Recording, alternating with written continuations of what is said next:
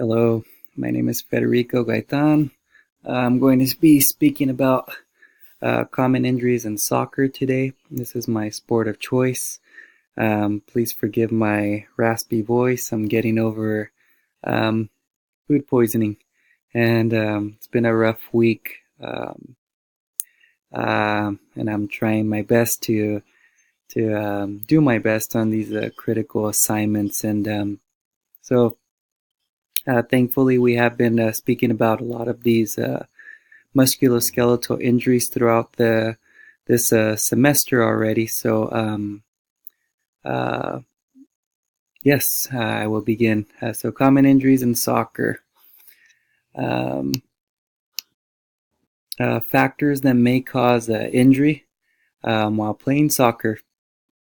These factors may include hormone levels, age, athletic ability, the environment that you play on, gender, your body type. Um, Estrogen levels are higher in females. Therefore, female athletes are more at risk of getting injured due to um, a slight weakness and and their ligaments and joints and muscles. Um, Female athletes are also they also have a weaker hamstring muscles compared to their quad muscles. Um, this can also leave an imbalance in the knee area and can also leave them at risk for a higher injury risk.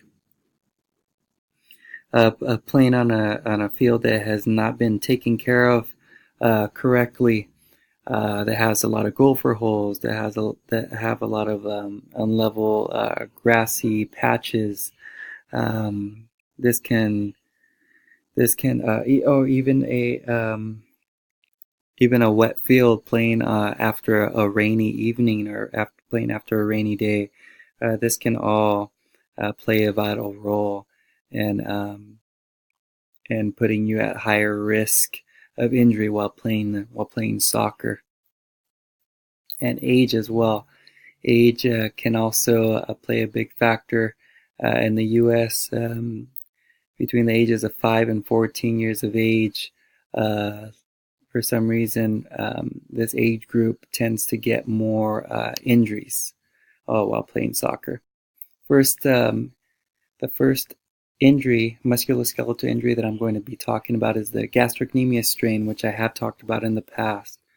The gastrocnemius strain can be caused by a sudden movement while training for soccer, while playing soccer. It can happen running, jumping, stomping, pivoting, um, different movements, different sudden movements.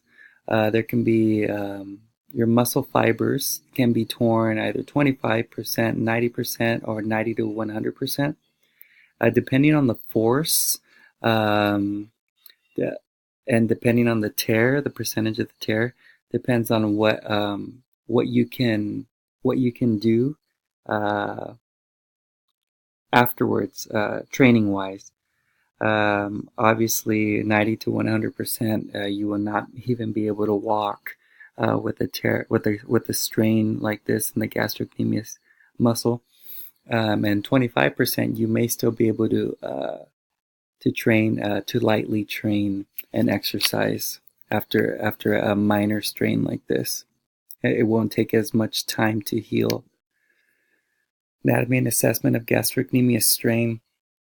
So the gastrocnemius strain muscle is located in the lower half of the legs. It's right where your calves are at on the outer calf muscle group. The gastrocnemius tear is a muscular tendinous injury, meaning that the muscle fibers are pulled to the point of tearing. This does cause a lot of pain. And assessing a gastrocnemius injury, you will feel sharp pain, discomfort, You must have your leg checked by a medical professional. The physician might request a MRI or an ultrasound, assuming that you do have a tear, and it might also prescribe ice to decrease the swelling and pain. A splint or a wrap might also be prescribed before physical therapy. Mechanism of gastrocnemius injury. So a gastrocnemius strain, this can be caused when the knee is extended and there's a forced push and flex of the foot while training. So like I mentioned earlier, this could be while running, jumping, anything that pulls the heel up can cause a gastrocnemius strain.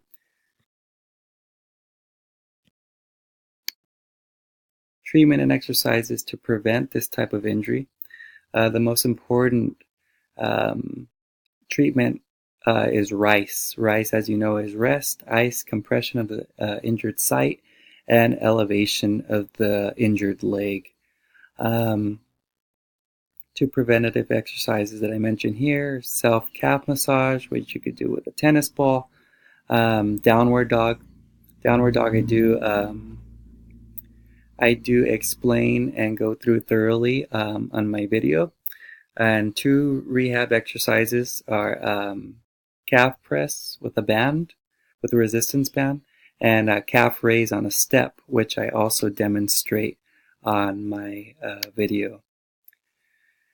Achilles tendon rupture is the next injury that I'm going to be speaking about. The Achilles tendon is made up of fibrous connective tissue. This type of injury can be caused by strenuous exercise and activity, not stretching well as well, not keeping up to date on your stretches of the Achilles tendon, making sure that you're nice and flexible before playing soccer. And you might hear a loud popping noise when you hear your Achilles being ruptured. Anatomy and assessment of an Achilles rupture, tendon rupture. The anatomy of it. The Achilles tendon is located at the lower end of your legs. It's right below the calf muscles, and the Achilles tendon also connects to the calcaneus tendon. A Thompson test is used to assess an Achilles tendon rupture. Patient is laid down on their stomach, face first onto the table. Physician will then squeeze the calf muscle of the patient. If the calf muscle, if the heel does not, if there is no plantar flexion while having the calf muscle squeezed, that means that there has been an Achilles tendon rupture. Mechanism of an Achilles tendon rupture injury. Ruptures can happen with an eccentric contraction of the gastrocnemius muscles. This is a forceful dorsiflexion of the ankle joint while you're pushing with your foot. Like I said, this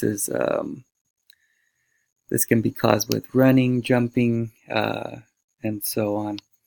Treatment and exercises to prevent and rehabilitate Achilles tendon rupture. Treatment is identical functional bracing protocol. This can be done on non-operative and operative patients, and this is basically an equinus cast that's put on the patient, and weight-bearing exercises can be done. Two prevention exercises are eccentric strengthening exercises and heel slides. Heel slides I do demonstrate in my video. Two rehab exercises are toe curls. I do demonstrate those in my video, and ankle pumps, which I demonstrated in one of my videos in the past. Here's a picture of an Achilles tendon rupture.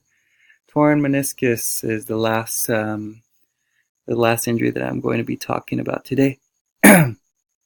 Excuse me, sorry. A torn meniscus is when the cartilage, which is your meniscus, has been torn. There can be a popping sound at the time of injury, at the time of the impact while playing soccer. Anatomy and assessment of a torn meniscus. So the meniscus is located beneath the patella and above the fibula and tibia bones. The meniscus is made of cartilage, very rubbery, shaped disc. It's a C-shaped disc, actually, very rubbery, and it's used to provide cushioning for the knee, for both knees.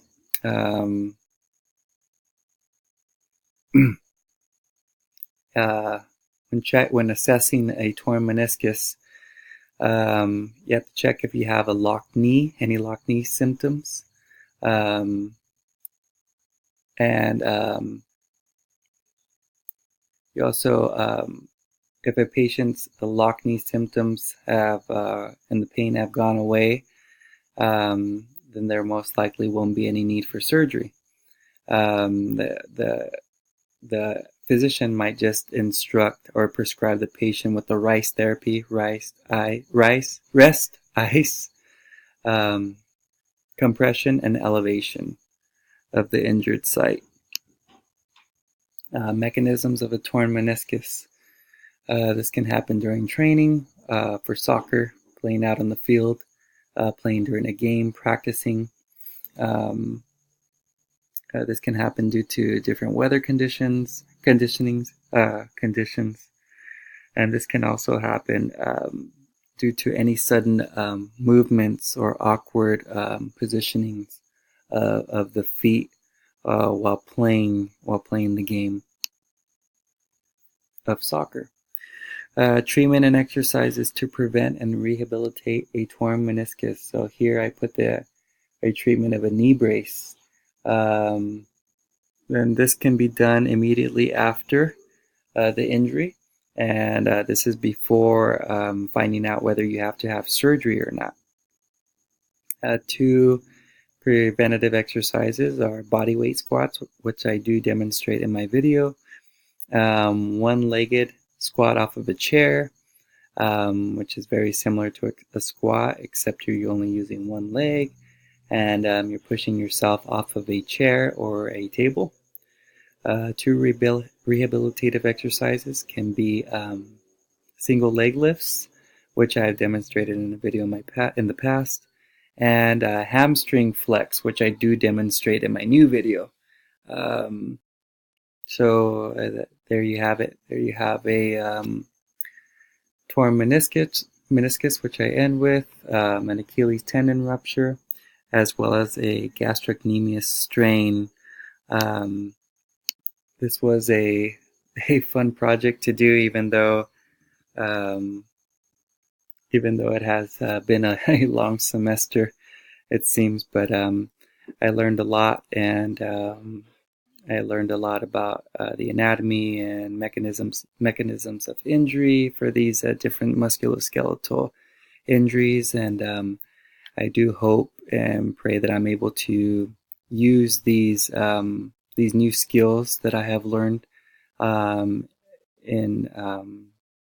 with my clients that I have right now when I personal train, and even in the future. I plan on becoming either a chiropractor or a PA, and whatever field I end up working in, I hope that I'm able to. I'm sure I'll be able to use these skills that I have learned in this class to help my patients and clients heal to the best of their abilities.